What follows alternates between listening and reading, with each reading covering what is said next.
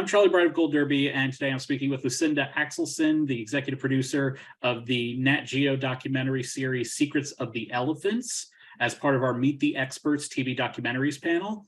First question I wanted to ask you is, what about elephants were so compelling that you feel they warranted a documentary series about how they live?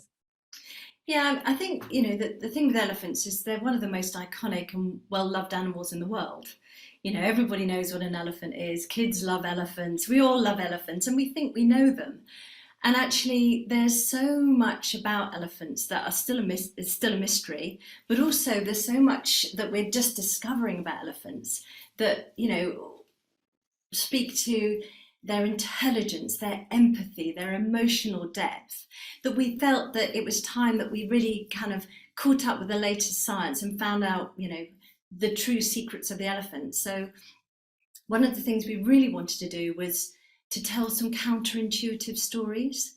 So, we think we know elephants, we think, an elephant matriarch, what is more loving, giving, caring, nurturing than a female elephant, a matriarch. So we were trying to tell stories that kind of made you go, oh, hang on a minute, that's kind of not what I thought mother elephants did. So I'll give you a few examples. The very first episode, we're on Savannah elephants, and we have this story where these elephants are up on this high plateau and they've got to get to water. There's no water up there, the water's down below in this valley. So somehow they've got to get off this, massively high plateau. So the matriarch has to make this really difficult decision. How am I going to get everybody down this cliff? And is that safe? And I've got my babies with me, and, how are we all going to get down? So she basically organizes the family and then leads them off the edge of this cliff effectively and takes them down this incredible slope all the way down to the water. And it's your heart's in your mouth. It certainly was when we were filming. But, that's what she felt she needed to do. So you think, okay, so that's one sort of thing I thought about elephants that isn't quite right. The next sort of myth that we busted just in that one episode actually was you have this idea of these sort of super tuskers, the big male elephants with the massive tusks that are sort of scraping the floor, and you think, God, how do you get to be that big and that masculine and that successful? You think, well, you must be the biggest, toughest elephant in the whole of the savannah. And actually what we discovered when we spoke to the scientists and the researchers and people who knew these elephants really well, this was in Amboseli in Kenya, was that actually the secret of their success is that they're gentle and they're good guys and they know how to make friends and they know how to be respectful to each other.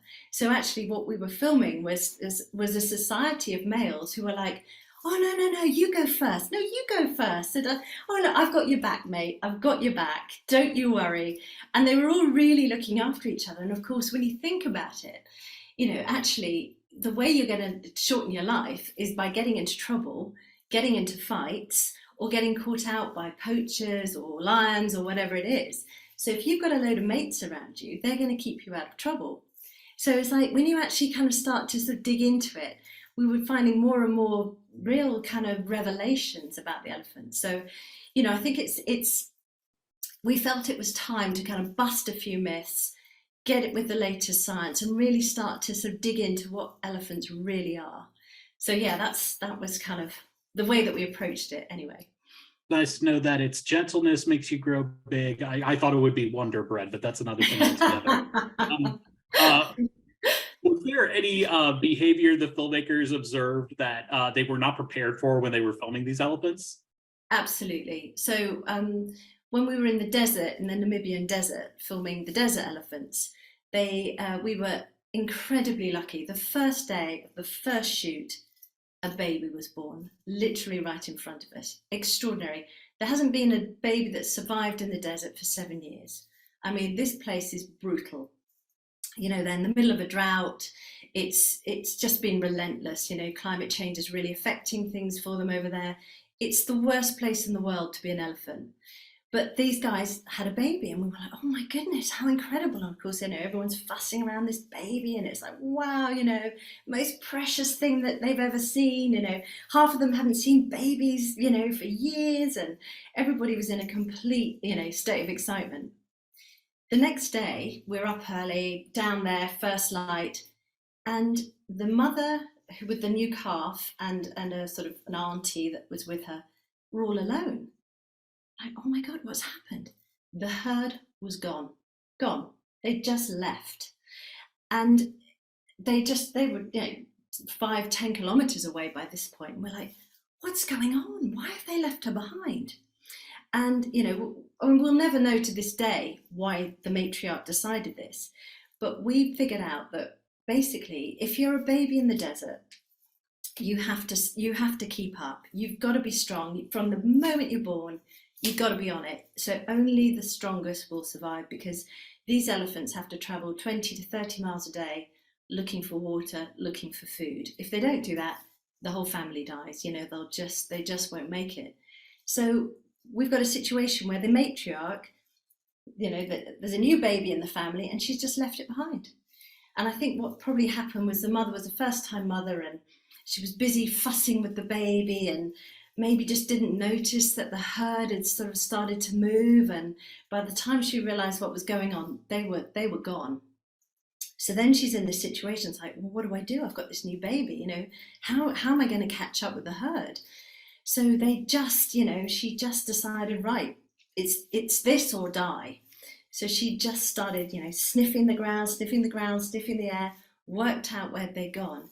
And in one day, this little baby completed, a 30-mile marathon, just didn't stop going. And we kept seeing this little thing and she'd stop and she'd be like, a little head would go down, then she'd sort of fall to the ground. We're thinking, oh no, she's going to die. This is a disaster, first day of life, this baby's precious baby. But she just kept going and kept going and kept going. So, we're on it the whole way, cameras are rolling. And then, just before sunset, they caught up with the herd and were reunited. And it was just the most incredible spectacle. We thought, well, how's the matriarch going to react? Is she pleased to see them? Well, what's going on? And she was absolutely thrilled. It was like, yes, this baby is strong. This baby's going to make it. You've passed the test. It wasn't like she was testing the baby to see if it was strong enough. And it was just the most joyful thing you've ever seen, to see this reunited family and everybody, over the moon that this baby had passed the test and made it and still alive today, so that's a year and a half, nearly 2 years on. So yeah, it's great. But you don't expect these things. Well, Lucinda, thank you so much for joining us and wish you all the best. We look forward to seeing you on our panel in just a little bit. Thank you so much.